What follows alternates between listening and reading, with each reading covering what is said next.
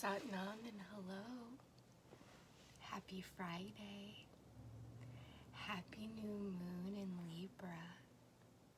New moon for the littles is when the moon is dark and we cannot see her in the night sky. It is a time where we set intentions, and especially since it's a new moon in Libra, we think about Libra and what's Libra about but love and justice and the I to the we and how we relate or understand the other. So we set our intentions, and a good example is for a friend, for really good friendships, because that's I relating to another. So set your intentions. It's a super new moon, which means it is really close to the earth. The moon is very close to the earth right now, and that makes our intentions very powerful, and the change that we can instill very powerful.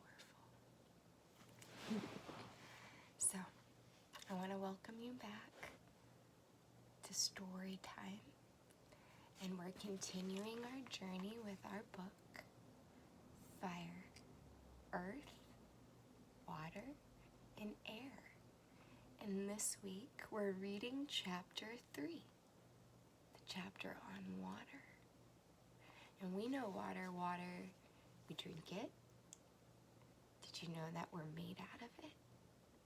That we are 70 to 80% water? So even though we feel really solid, we're not as solid as we think we are. It's kind of amazing to think about, huh? And we find water everywhere, falling from the sky when it rains, in rivers and the ocean and lakes. When we cry, water falls from our eyes. Water is beautiful and cleansing and hydrating and nurturing, but we also know that water can be pretty powerful and a little scary sometimes, like when there's a hurricane or a really, really bad thunder and lightning storm. Not bad, but strong. You know what I mean? When the winds and the water are combined and everything's blowing about and we get flooding, yeah, water can be very, very, very powerful as well as deeply nurturing. So we'll get into the book and we'll see what they have to say about water. Again, this is Earth, Fire, Water, and Air by Mary Hoffman.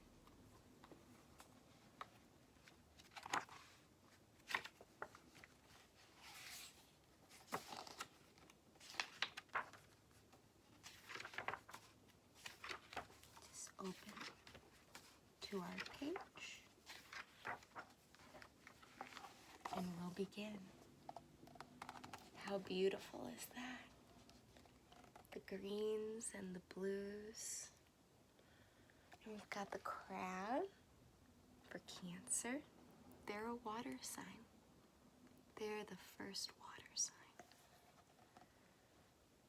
And then we have Scorpio, the scorpion, which you may not think of scorpions as water animals, but more like desert animals.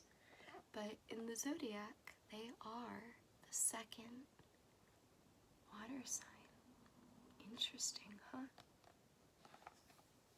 And then, of course, we have Pisces and the two fish. And that's the last water sign, the eldest of the water signs. So we have Cancer the crab, Scorpio the scorpion, and Pisces the fish. So beautiful.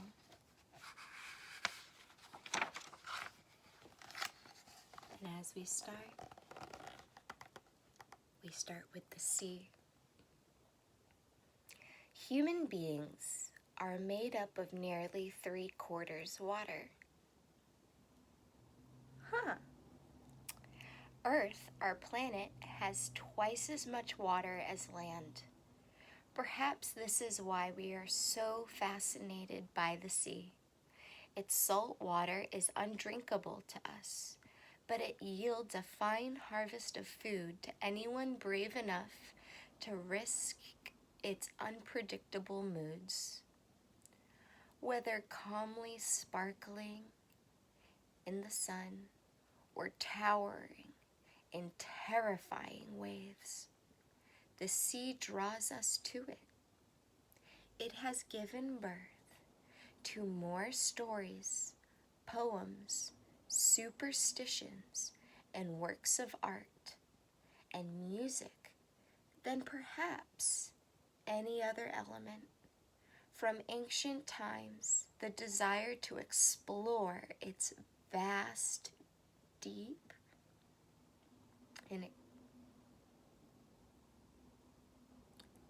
vast deeps and expanses has led to perilous adventures.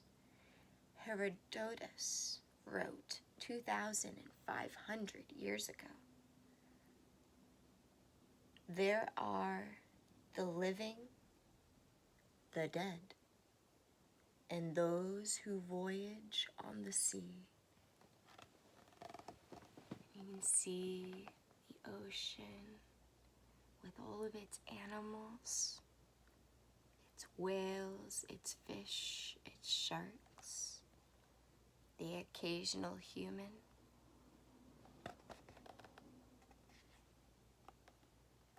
There's an octopus. And schools of fish.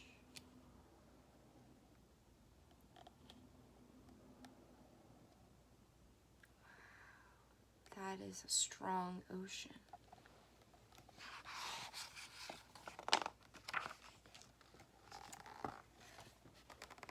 Living water. Unlike the sea, all forms of falling water are fresh and drinkable.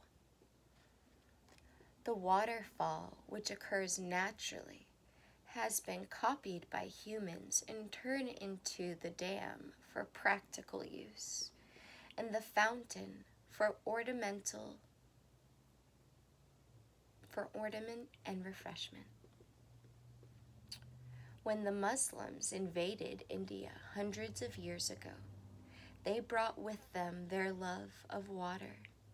Their dynasty of kings in India encouraged the creation of water gardens. Hardly a city or town in the world doesn't have at least one public fountain. Endlessly recycling water in sprays and arcs from elaborate sculptures. It may be that this is a modern-day tribute to the idea of the fountain of youth, or the water of life, going back to some very ancient beliefs about creation. Moving water in the springs and waterfalls was thought to be living water, and therefore able to give life or restore youth. Like Earth, water is female, closely associated with fertility and childbirth. In Mexico, the washing of newborn babies was once accompanied by chants to the water goddess, who celebrated as the child's real mother.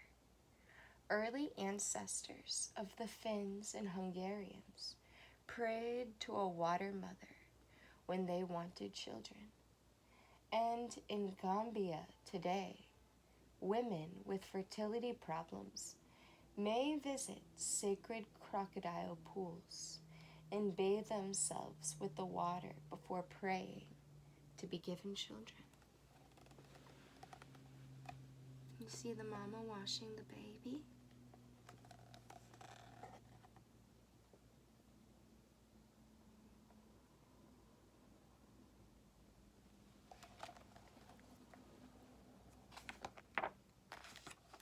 Fishes. There is something very mysterious about the creatures that can live in the element of water. I agree. Do you agree? Some, like fishes, can breathe underwater and spend their whole lives there. To them, our element of air means death. Other sea mammals, such as whales and walruses, have to come up for air eventually.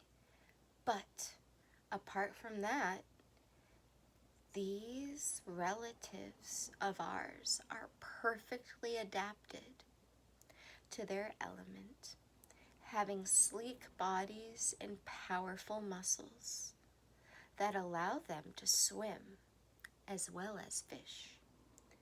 Sharks never sleep. Their whole lives are spent on the move in the water. A poem by D.H. Lawrence.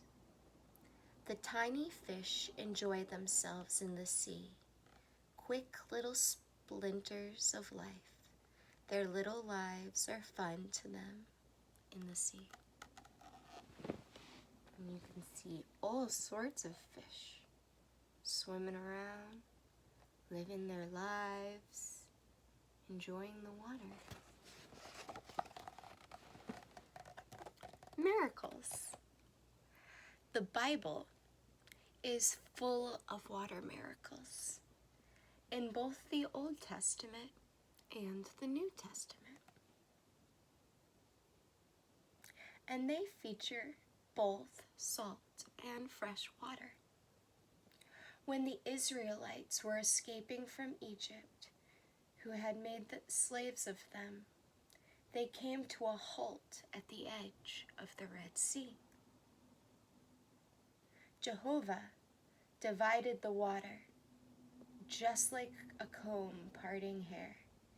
He kept the waves back till all the Israelites had crossed safely to the other side. Then he let the sea flow together again, and all the Egyptians were drowned. One of Yeshua's first miracles was to turn water into wine at a wedding feast. In another miracle, he walked on water in the Sea of Galilee and showed his disciples where to cast their fishing nets to pull up an amazing haul of fish.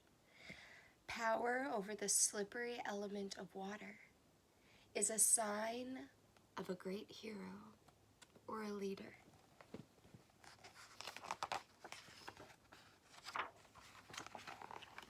Holy water.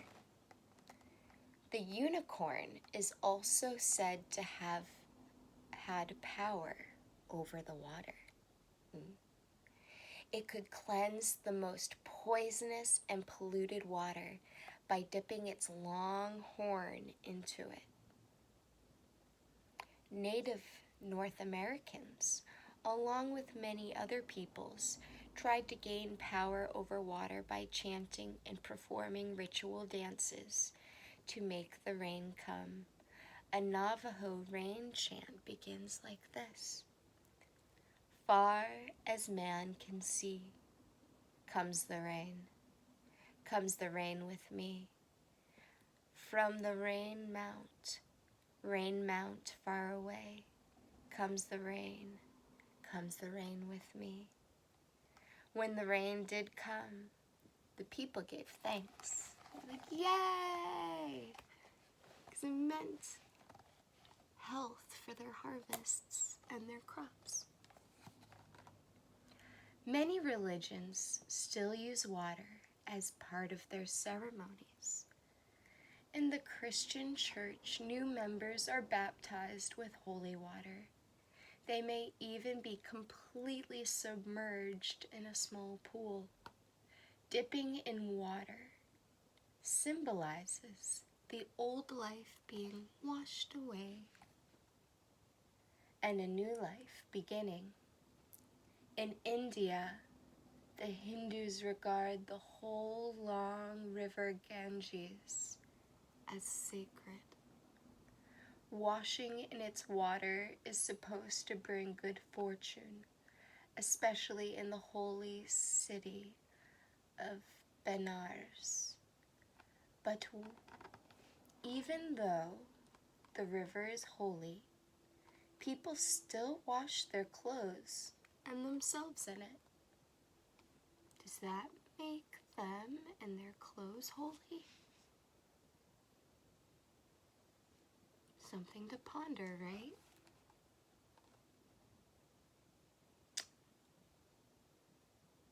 Refuse is emptied into the river, and bodies are floated down it.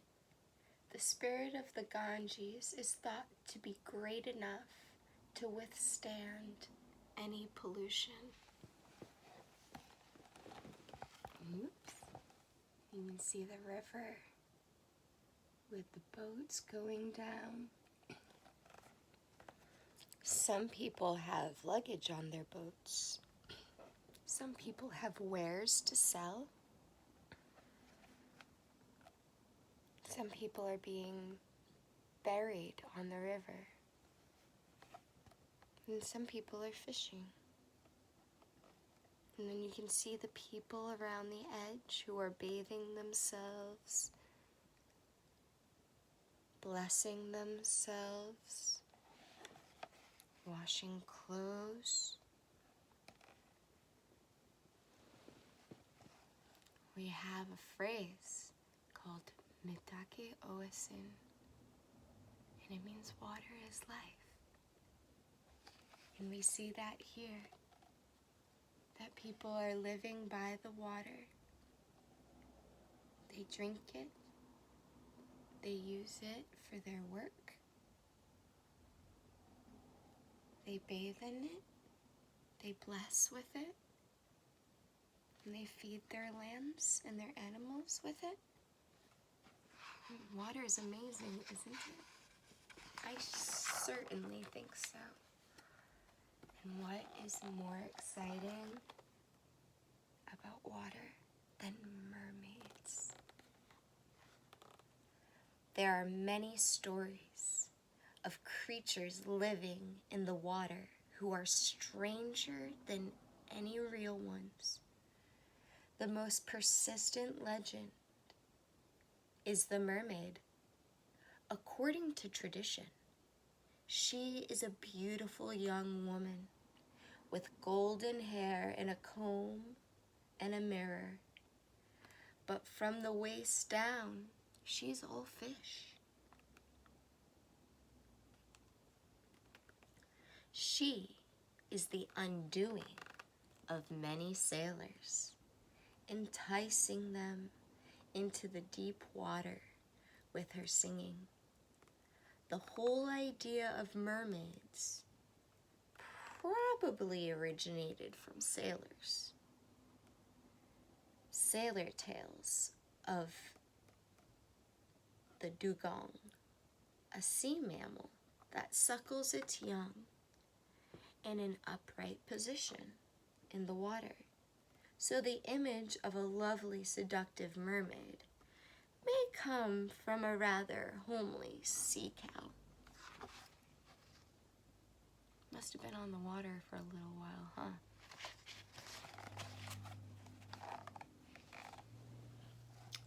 Greek legends are full of stories of tritons and sea nymphs ruled over by the great god of the sea, Poseidon, with his long beard and trident.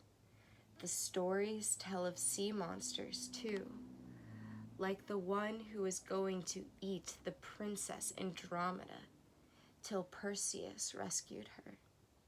The belief in water monsters is still common. Many people think there is a monster in Loch Ness. Have you heard of the Loch Ness monster? I certainly have.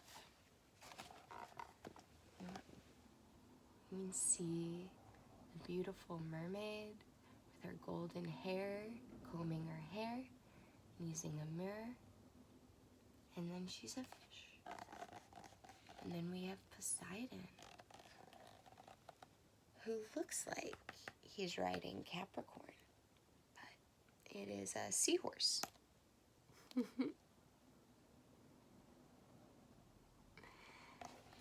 And he's got his big trident.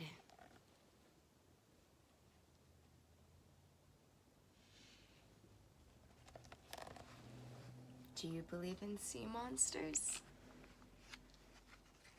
I think anything's possible, you know?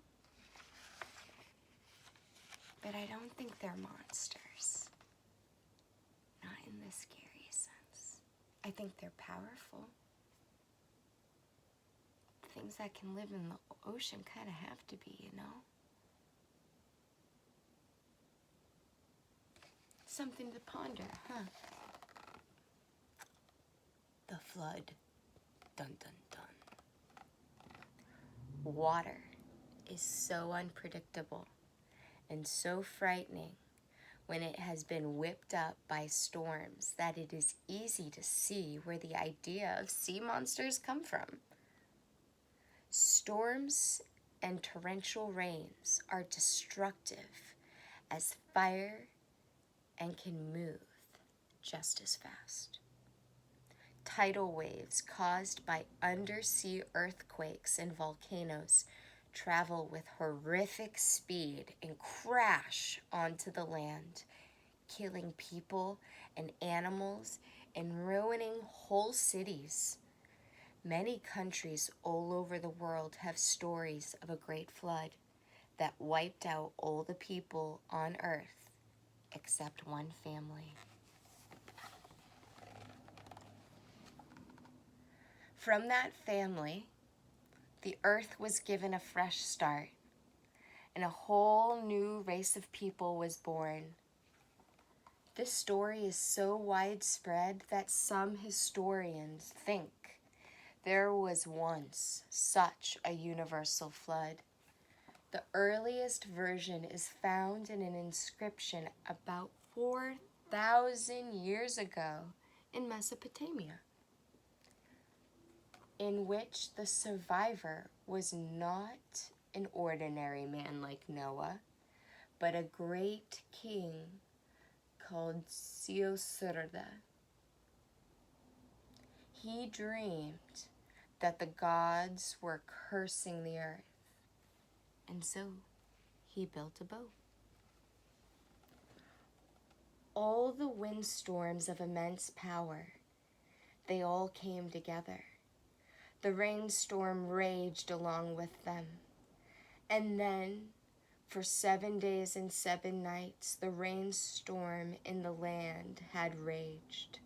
The huge boat on the great waters by the windstorm had been carried away. Utu, the sun, came forth, shedding light over heaven and earth. There's a mighty storm that's raging, and the waters swallowing anything in its path. Houses, trees, mountains, animals, people, cities. The water will just go. And then it's all gobbled up by the water.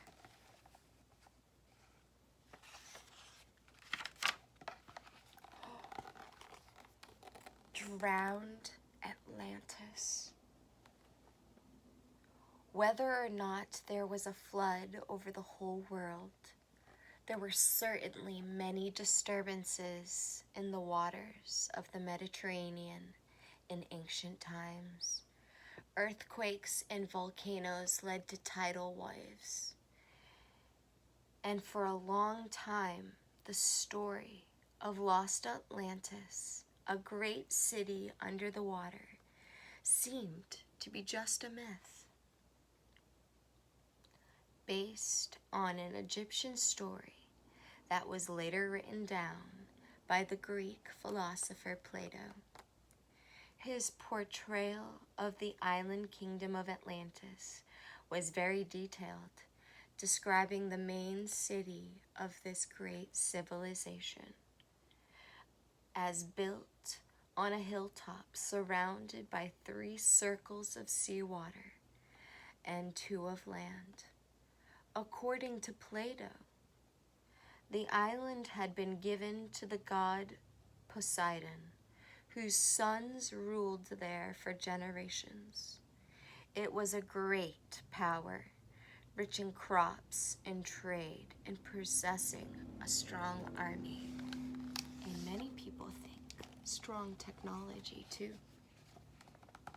Then suddenly, in the course of a day and a night, one sleep, the whole island was destroyed and its civilization wiped out as if it had never been. Now archaeologists have found remains on the Aegean Sea of Santorini that show that a great and prosperous Minoan city once flourished there. It was destroyed in 1500 BC by an earthquake which sent tidal waves as far as northern Crete. There were even concentric rings found under the sea near the island. So, perhaps Atlantis was a real city after all. I like to think that it was. How do you feel about it? Let's go back. Let you look at the pictures. Can you imagine? Imagine your city, wherever you live. One day, above ground, and then a big, big tidal wave comes and all of a sudden the city's gone. That's pretty amazing and scary and mysterious.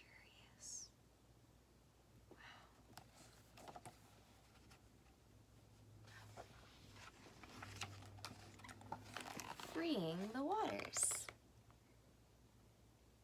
There is no water that cannot be polluted by modern life. We found that to be true. We have contaminated our rivers, lakes, ponds, and seas. In some places, even the rain that falls from the sky has so many chemicals in it that trees are dying. Sometimes something that seemed like a good idea and a benefit to people, such as fertilizers to enrich poor soil, has led to pollution as chemicals have washed off the land and into our rivers.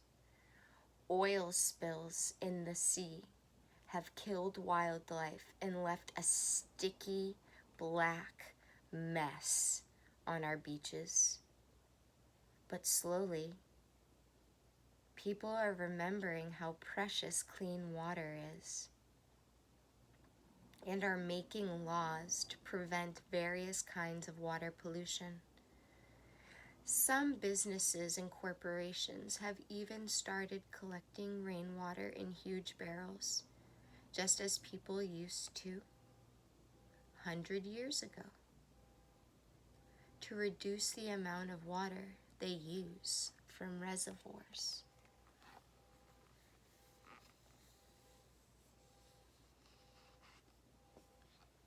I'll let you see. The waters in this picture are thin. The trees, they do not look happy. Water is so precious. It's life. We need it to live. We need it to be able to drink. So anything we can do to keep our water clean is important. So think about it. You go camping with your family, right? What's one thing, if you go camping by a river, that you could do to keep the river clean?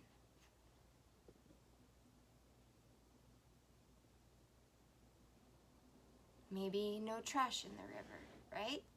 So if you bring your lunch to the river, you take it in, you eat your lunch, you enjoy the river, but you bring everything that you brought to the river back with you. That's one idea. Another idea that you can always run by with your family is look at the kind of soaps we use on our bodies when we bathe. Are we using chemicals to clean ourselves, or are we using natural products and natural soaps in the water to clean ourselves? And when we think about that, we know that we can make a difference even when we're taking a bath or a shower by using products that are natural and healthy for not just ourselves, but also for the water.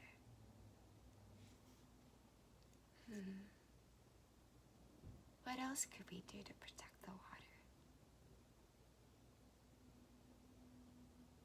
How about less plastics? Many of you may know that plastic takes a very long time to break down. And we use so much of it, from our toys to our clothes and shoes to combs and brushes. So much that we use in modern day life is made out of plastic. But why? And is that a good idea? Because our decisions have led to islands of plastic in the ocean. Many of you may have seen turtles getting stuck in those plastic soda rings. You know, if your mom and dad buy a case of soda and it has like the little plastic weaving on the top, and they take that off and they put in the recycling bin, and we want to believe that, well, since it's gone in the recycling bin, that it's safe. But when we find pictures of turtles that have been squeezed or fish that have been stuck, we know that our animal friends aren't getting along with plastic very well, and that it's not healthy for them. So sometimes we take scissors and we cut the rings so that the circles are opened and nothing can get caught in them. That helps. That helps a lot. But there's a lot we can do. We can purify the water ourselves with water purification systems, and that can help us drink clean water. We can do our best every time we're by water to make sure that we do not add to it getting dirty. And we can ask our parents and grown-up friends and aunts and uncles to support you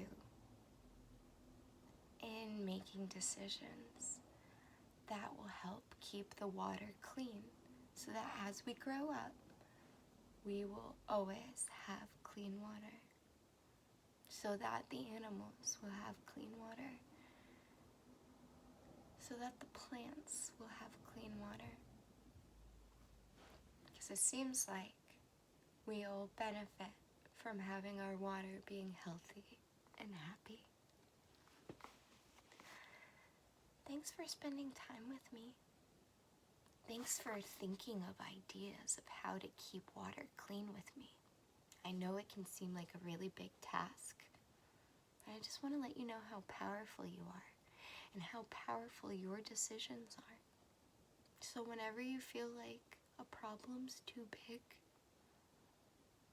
realize that there's never a problem too big. Not for you, and not when you have a community of people and friends supporting you. So I'm sending you all lots of love. I hope you have a beautiful weekend, and I'll see you next Friday for our last chapter of this book, The Element of Air. All right, I'm sending you all so much love. I hope you had a fun time. I know I did. I'll talk to you all soon. Bye, and thank you.